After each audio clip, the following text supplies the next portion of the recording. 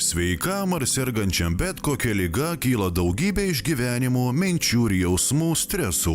Menoterapija tai vienas iš psichologinės pagalbos būdų, kuris padeda spręsti kylančius sunkumus, prisideda prie ligos gydymo.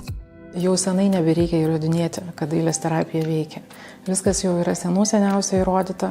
Dabar reikėtų taikyti metodus ir žiūrėti, kokie iš jų geriau veikia, kaip viskas kinta, kaip klientas jaučiasi. Ir visiškai nesvarbu, kokią menoterapijos rūšį jūs pasirinksite savo problemų sprendimui. Teatro, muzikos, šokio ar įvairias dailės praktikas, visos jos turi stiprią gydomąją galią. Būtent kūrybiniai užsiėmimai daugiausia atpalaiduoja, gal ir išmoko susikoncentruoti. Žmogus iš labai liūdnos nuotaikos pakilti į tokią euforiją, kuomet tu išgirsti savo prisiminimais malonų kūrinį. Gali kartais ir susigraudinti, bet visa tai eina per džiaugsmą, per malonumą. Mums yra labai svarbu, kad žmonių akys šypsotųsi, ar ne? Jeigu žmogus negali fiziškai to parodyti, jo akys bent šypsosi. Tai va tie visi dalykai, jie žmogui tiesiog padeda geriau jaustis. Jeigu jūs turite sunkumų ar išgirdote negailestingą diagnozę, neužsidarykite savyje su liūdesiu, pykčiu, kalte, nelikite vieni su skausmu, ieškokite savo mieste menoterapijos specialistų pagalbos ar junkitės į bendruomenes. Aišku, ne visi susiduria su ta aktyvia gal kūryba tokia kiekvieną dieną, tai labai sveika, net nebūtinai mūsų šitoms grupėms, su kuriam darom projektus, tai seniorai, neįgalieji ir panašiai, bet kokiam žmogui, aišku, sveika kūrybinė veikla ir padeda tiek atsipalaiduoti, tiek kalbant jau apie sveikatą, tai ten, pavyzdžiui, būtent lipdyme arba tapyboje, tai ta pati ir motorika, ir fokusas, koncentracija ir panašiai, tai susideda tiek ir fiziniai, tiek ir psichologiniai gal privalumai. Dailės terapeutės Renatos Pribušauskienės manymu, muzikos, dailės ar judesio terapija padeda be išimties visiems. Psichoemociniai susirgimai, tai čia didelė grupė. Tiek depresijos, nerimas, begalinė grupė. Yra, tarkim, situacijų dalykai, disfunkcinė šeima, skyrybos, netektis, visos trauminės patirtis ir visas spektras senatvinių, demencinių susirgymų, Alzheimeris. Onkologija tikrai turi savo vietą ir čia jau priklauso nuo pačio susirgymo. Jeigu, tarkim, mes turim kažkokios kūno dalies amputaciją, tai čia mes tikrai daug kalbėsim apie kūno savęs priėmimą po to. Tarkim, moteris po krūties operacijos. Kita tema yra egzistenciniai dalykai, savęs priėmimas, ligos priėmimas, savo ir šeimos santykio supratimas. Tai čia mes jau einam visai į kitą plotmę. Tai vėlgi priklauso nuo pačio susirgimo. Jeigu, tarkim, ateina sveikas, motyvuotas žmogus, tai galbūt su juo mes kalbėsim apie egzistencinius dalykus, apie abstrakčius dalykus daugiau. Kas liečia depresiją, tai mes turbūt kalbėsim daugiau apie resursą. O kas tu toks esi, o kas yra tavo širdis?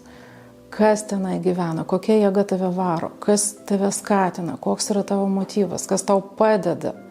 Bet šitie visi resursiniai dalykai, jie yra labai svarbus sergančiam žmogui. Renginių mozaikos vadovė Laimutė Semėnienė tvirtina, kad jau nuo pirmo užsiėmimo pastebimi didžiuliai pokyčiai. Labai smagu stebėti atvykstančius žmonės į auditoriją. Tada labai smagu stebėti, kaip keičiasi proceso metu, kuomet mes pradedame kalbėti, kuomet mes pradedame kartu dainuoti, dainuojame jų laikų dainas, tuomet jie gali prisijungti, jie gali kartu dainuoti, plyšauti, išsirėkti, o tai didžioji terapija, kuomet žmogus prisijungia kartu dainuoti. Kitas momentas, mes kuriame su jais pozityvius pasisakymus, palinkėjimus, reiškia skatiname jų galvas veikti, smegenų veiklą aktyviname. Tuomet mes su jais kartu judame pagal kiekvieno fizinės galimybės, reiškia galim rankytę pakelti, galim galvytę pakreipti. Be abejo, visada labai stipriai plojame. Plojimai skatina kraujotaką, gerina nuotaiką ir visada be galo gera matyti. Šokiai, taip, kartu su jais ir šokame, jeigu leidžia fizinės galimybės, būtinai šokame. Menų terapija ypač svarbi socialinį atotrūkį jaučiantiems globos namų gyventojams. Iš tiesų labai patenkinti esam ir labai džiaugiamės, kad pas mus atvyksta kuo įvairesnių žmonių ir vat, kai mūsų muzikos mozaika susitarėm šitam projektui, šitai muzikos terapijai, tai iš tiesų žmonės jau savaitę laiko laukia, jie kada čia tas bus, su tokiu jauduliu. Šiandien buvo labai didelis jaudulys, ką apsirengti, kaip pasipuošti, juk tai vis dėlto neeilinis įvykis, tai nėra mūsų vedamas užimtumas, o tai yra jau svečiai kažkokie atvažiavę, tai labai tas netgi išjudina, vat, iš karto žmogui duoda tos energijos impulsą. Dailės terapija padeda bet kokioje gyvenimo situacijoje, įsitikino menų studijos Artoteka keramikos kursų lankytoja Genovaitė. Bet koks darbas rankomis yra neapsakoma meditacija. Ir tas vidinis toksai nusiteikimas, augimas, raminimas vidaus ir proto. Ir žodžiu, netgi mūsų judesiai turi būti labai koncentruoti būtent molyje, kada tas švelnumas pereinantis iš rankų į molį ir visos formos tobulas gali atsirasti. Aš taip įsivaizduoju. Dailės terapija vienas iš būdų išreikšti, iškrauti emocijas, jausmus per spontanišką kūrybą. Šitie dalykai jie tikrai išlaisvina ir jie padeda, nes vis tiek pats metodas jisai remiasi kūryba. Kūryba čia yra esminis dalykas. Jinai atveria visą tai, kas yra viduj. Tai jeigu tuo metu, tuo momentu viduj yra skausmas, tai jinai kažkiek tą skausmą ir atveria. Bet ten yra tikrai daugiau negu vien tik tai skausmas. Ten yra ir daug džiaugsmo, ir meilės, ir pasitikėjimo, ir draugystės, ir šilumos. Mes labai turtingi esame visu kuo. Yra toksai transformacinis momentas, kada mes nupiešiam piešinį, reflektuojam, jį išsianalizuojam, pamatom, kur yra problema, kaip jinai patinka, mums nepatinka, koks santykis su ja. Ir tada mes bandom jį pakeisti. Mes piešinį galim perpiešti. Mes galim nusipiešti baimę ir ją suplėšyti. Mes galim daug dalykų padaryti. Tai vat, arba tarkim, jeigu naudojami yra molis, taktilika. Tai mes čia viską minkom. Ir suminkom. Arba audiniai.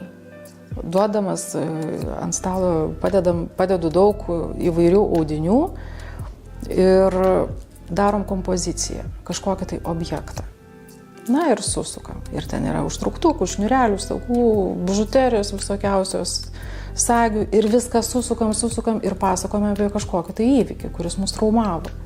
Ir pabaigoje sesijos visą tai išrišam. Tikros smėlio mandalos principas. Papūtė vėjas ir nieko neliko. Tai va šitas jausmas, jisai formuoja grįžtant prie neuromokslo, kuria naujas neuronų jungtis. Ir tada ta pati situacija, kitą kartą, jin tampa nebe tokia, tu pamatai tiesiog kitą kampą.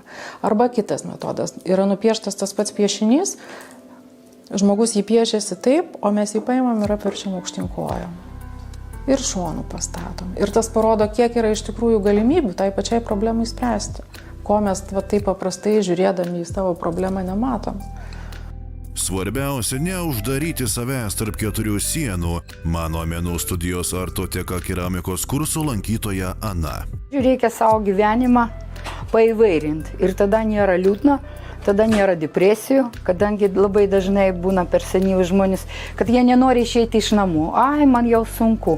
Sakau, ko daugiau sėdėsi namuose, tuo tau bus dar sunkiau. Yra tokių pavyzdžių, iš pažįstamų. Aš stengiuosi nebūti. Vienu žodžiu, džiaugtis gyvenimu. Kol yra čia labai gražus amžius dabar. Ruduo nėra taip liūdna, nėra tik tai lietus vėjas, o yra saulė, yra labai gražios spalvos ir reikia džiaugtis to gyvenimo. Ir reikia išnaudoti, labai turim daug galimybių.